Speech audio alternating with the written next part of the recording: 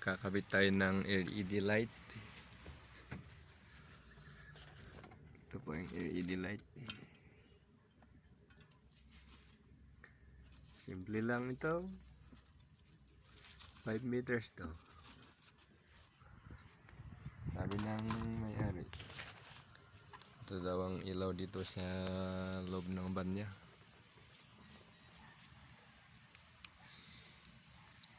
Kaya baka iikot ito o magiging bishop ang style.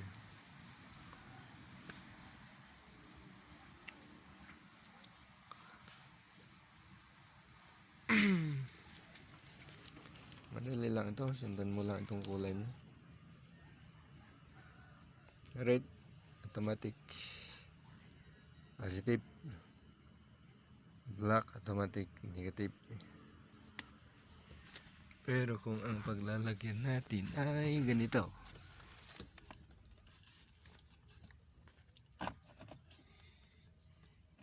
kailangan dito ang hanapin yung positive at saka negative. So gagamit tayo ng multi-tester.